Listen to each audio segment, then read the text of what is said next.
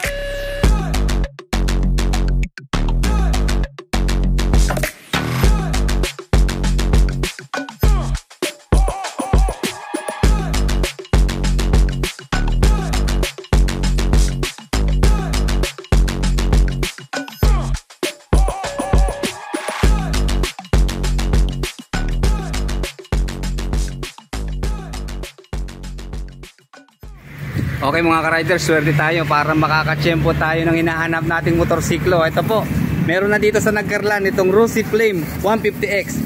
Sir Derwin, magkano ang pakarwash? Ang mura na. Di ba, pakarwash ko si Arifay pagkatapos. Okay sir, ito bang kauna-unahan nating unit dito sa Nagcarlan? Kailan to sir na-release? December 23. Okay, bago magpasko. Taga rito lang sir ang nakakuha. Mukhang tinesting muna no sir. Tinap speed ata kaya medyo marumi eh. Ito, nililinis si Sir Derwin. Alam niyo sa totoo lang, yung kapatid dito si Rusi Plus 150, yun po ay inspired dun sa GTR ng Honda, di ba? Ito inspired naman to sa Raider 150 ng Suzuki. Almost the same sila ng figure, di ba? Pero ang bilib ako dito, ang ganda talaga ng improvement pagdating sa kanyang decals at kulay. Okay sa decals niya, di ba? Ito pang klase yung mga design niya, di ba? Then, ayan yung kanyang model name po na Flame. Sana nagkaroon ng emblem, ano sir? Yung mga naka-emboss na, mas maganda, di ba? And then dito po sa side profile, ayan, nakalagay po yung kanyang brand na Rusi. And then, 150X, ayan, kulay red yung X. Siyempre, ang trademark na kulay po ng Rusi ay yellow, hindi natin pwede paltan yan. And then ito maganda sa kanya. Kagaya po nung una, yung Slash 150, ayan, 6-speed na rin po siya na naka-dual overhead cam. And then syempre fuel injected na po ang kanyang fuel supply system. Then Euro 4 compliant po sa kanyang emission control.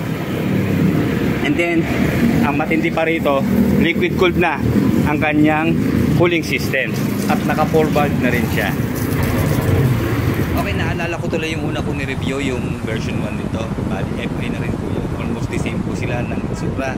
Then sumunod nga po yung version 2, yung carb type naman, na nagkaroon po ng pagbabago sa headlight at syempre sa fuel consumption. Okay, ito naman po yung Flame X. Okay, sa kanyang lighting system, same lang din po, full LED na para siyang mukha talaga ng robot, di ba? Ayan, may mata, may ilong, may bibig. Kompleto, ayan, puro LED po ang nakikita ko hanggang sa kanyang turning signals. Okay, bali ito po yung kanyang turning signals, magkabilang mata niya. And then check natin yung kanyang taillights. Full LED rin po. Mula dito sa kanyang turning signals na flexible. And then stoplight, taillights. Ayan, full LED. Nga pala mga riders, available lang po sa tatlong kulay itong Plus X. Itong Flame X 150 plus ako ng Plus Flame X nga pala. Bali meron po siyang cyan blue, meron din po siyang red at saka pure black. So sa ngayon po, wala silang mga stock dito. Ang nangyari po kasi dito, by order siya. Nagbayad muna si customer and then yung pinick up po sa Rusi Santo Tomas, Batangas. Kaya ito ang kauna-unahang unit na lumabas dito po sa aming province. Ayan, tama-tama sa mga nakaipon na. Ngayon nakaraang Pasko at bagong taon. Ayan, hindi masasayang ang inyong money dito dahil ito po ay very budget meal. Napakamura lang po nito sa halagang 75,000 pesos sa cash. Maiuwi mo na itong Rusi Flame 150X. And then syempre kung installment naman at hindi kaya ng cash, maliit lang din po ang inihingi nilang down payment. Nasa 4,000 lang po. Okay, ito po yung kanyang monthly installment. Sa 3 taon po, meron siyang hulog na 3,431 monthly. Sa 2 taon po, 4,540. Sa 1 taon naman po, 7,950. And then may rebated pa rin po siya ng 300 kapag update po tayo magbayad. Ayan ang price update po dito sa Rusi Flame 150X. First impression mga riders, parang ang gaan-gaan niya, di ba? Ang liit ng kanyang itsura. Tingnan niyo, ang payat lang niya, ang kitid. Kaya sa singitan, pasok na pasok to. At sa mga hilig sa mga top speed at sa pakikipagbakbakan, tingin ko hindi may iwanan itong si Flame 150X. Pero dun sa pag-search natin sa Google, wala akong nakita po na info about sa kanyang weight. Pero dun sa mga naunang labas po nito, may nakuha tayong weight, nasa 118 kilos ang kanyang dry weight. And then wala rin pong nakalagay na ground clearance dun sa mga bagong labas po na brochure nitong Flame 150X. Doon po sa mga nauna, sa bagay, the same lang po sila ng dimension. So doon po sa nauna, nasa 170mm po ang ground clearance. So hindi na siguro sila nagkakalayo. Siguro tataas lang to ng konti, mga 180mm. And then sa seat height, wala rin pong nailagay doon sa bagong labas. Pero yung nakaraan po na labas ay nasa 770mm po ang kanyang seat height. Siyempre sa ating mga riders, ang pinaka-importante talaga sa pagbili ng isang motorsiklo ay yung kanyang engine specs. Bukod po dito sa magandang kanyang dimension o kanyang itsura, sa forma, panalo na. At ang maganda ho rito, ang laki po naging improvement sa kanyang engine specs. Bali 4-stroke single cylinder, 4 valve na, and then liquid cooled na po sa kanyang cooling system, fuel injection sa kanyang fuel supply system, 149.6cc displacement, and then naka 6-speed na po ang kanyang transmission, and then Euro 4 compliant po sa kanyang emission control. Meron po siyang maximum power na 60.8 horsepower at 9,500 RPM and maximum torque of 14.5 Nm at 8,000 RPM. And then ang kitid lang po ng kanyang upuan. Kaya sigurado, kahit mataas po ang kanyang ground clearance, okay lang to. At mababa naman yung tabas ng kanyang foam dito po sa upuan niya. Okay, ordinary lang yung kanyang seat cover pero makapal naman po. At hindi siya madulas, magaspang, kakapit sa ating pantalon. Then yung tabas niya, malalim yung tabas dito po sa rider seat at dito sa back rider seat hindi siya nakatambo kaya hindi mahirapan yung angkas natin. Okay, check natin yung kanyang fuel tank capacity. Okay, meron lamang po siyang 5.3 liters na full tank capacity. And then sa manufacturer's claim po, nasa 52 kilometers per 1 liter ang kanyang fuel consumption. Pero dun sa napanood nating review ni J-Max, napaabot po niya ng 70 kilometers per 1 liter. So napakatipid po nito kung i-compare natin sa ibang 6-speed na 4 valve. And then sa top speed, panalo rin tayo. 130 kilometers per hour. Siyempre, hindi pa po sagad yun. Okay, meron pong sukat ng kanyang gulong dito sa front na 70 by 90 by 17. And then Chaoyang po ang ginamit na brand. Siyempre, tubeless po yan. And then, naka-single disc na meron pong dual piston caliper, telescopic fork na front suspension. And then, pagdating po sa kanyang aluminum na mag wheels, panalo rin po sa design. Combined po siya ng chrome at matte black. And then, ito pong kanyang front fender ay hindi po siya flexible plastic. Medyo makapal po siya o matigas. Kaya ingatan lang po natin mabangga para hindi mabasag. And then, puro aluminum bolt po ang ginamit sa kanyang mga tornilyo. Haba rin po yung kanyang fender para iwas talsik ng putik sa ating engine. 110 by 70 by 17 ang sukat naman po ng gulong dito sa rear. And then naka-single disc din po sa kanyang rear brake. And then single piston caliper. And then naka-centered monoshock po sa kanyang rear suspension. Kaya for sure, malambot po ang shock nito. And then manipis lang po yung kanyang heat guard na stainless na and metal. And then naka-dual barrel naman po ang kanyang muffler. And then fully manual naman po ang kanyang transmission na meron pong gear shift pattern na 1 down, 5 up. Sa height na 5'8", check natin ha. Nakakalapat naman po yung dalawang paa natin. So obviously, dun po sa mga 5'6" below, medyo titiyad na po tayo dito. Pero dahil makitid nga po yung kanyang upuan, kaya kayang-kaya natin na lumapat ang paa. Okay, check po natin yung kanyang naked handlebar ha. Parang nalalapitan po kasi ako eh. Yun nga lang, siyempre dito sa motorsiklo na to, medyo pasubsob ang forma ng ating riding position.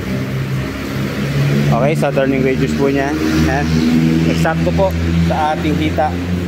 Hindi umabot yung bar end niya. Right dito, medyo aabot sa right side. Okay, ganun din sa shock, sa kanyang rear suspension. Napakalambot po ng kanyang shock. Kaya sa biglaang pagdaan sa hump, sa mga lubak-lubak, medyo safe tayo. Hindi tayo masyadong masasaktan. Then check po natin yung kanyang fully digital na instrument panel. Okay, di ba? Ayos. Futuristic na yung design ng kanyang panel. Then fuel indicator, RPM, ito pong nakapalibot na indicator sa kanya. And then odometer, 100 kilometers pa lang po ang tinakbo. Shoutout po dun sa may-ari. And then speedometer sa gitna. Okay, check natin yung kanyang mga switches and button. Switch ng headlight, DRL, then switch off, then high beam low beam sign, turning signals, horn. Horn. Matinis yung kanyang horn. And then electric starter push button, nagsosolo po dito sa gitna. Okay, check po natin yung kanyang clutch lever. Okay, lambot po. And then sa kanya naman pong front brake na disc. Okay, yun. Lakas ng preno po, tukod agad oh. And then dito po naman sa rear brake na disc din. Okay, ito mas malakas ang preno dito sa rear brake. Then nandito po sa gitna yung kanyang charging port na nagsosolo lang po yung kanyang USB ready type na charging port.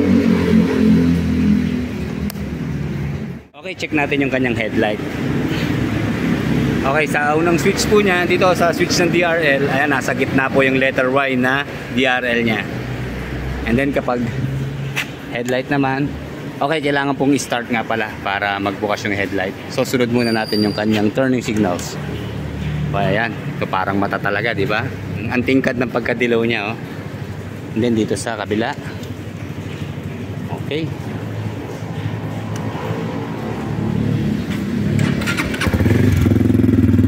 Okay, di ba? Malutong ang kanyang tunog, mga riders, oh. Hindi siya makalansing, kaya very premium ang datingan talaga.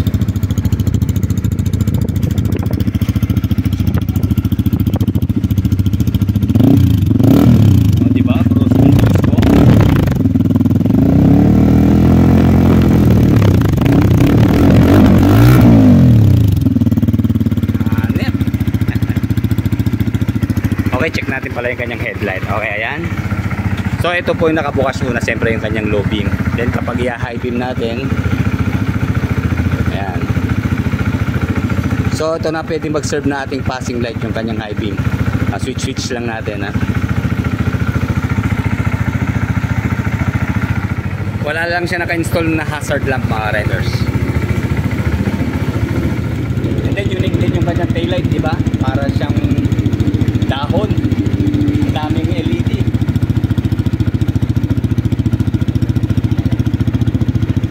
Ayan, may stoplight sa ilalim.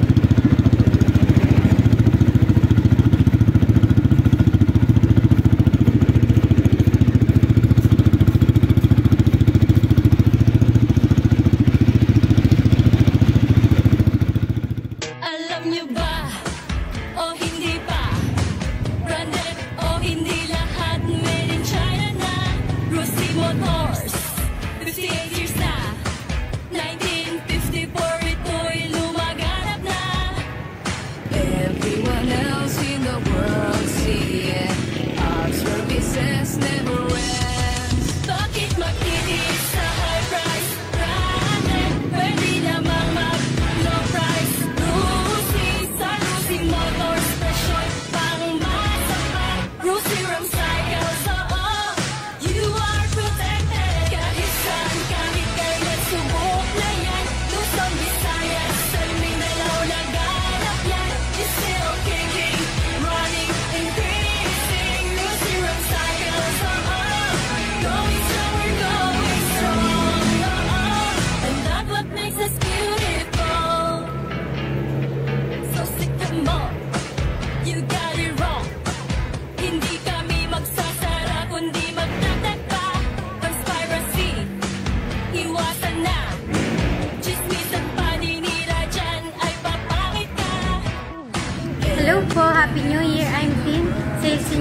po ng Nagcarlaos Outlet. Pwede niyo po kaming bisitahin dito po sa Nagcarlan Outlet along the road, Barangay Bugol po, Nagcarlan, Laguna. Kung busy naman po kayo, pwede niyo pong puntahan ang aming Facebook page, Lucy Nagcarlan Outlet. Happy New Year po! Thank you!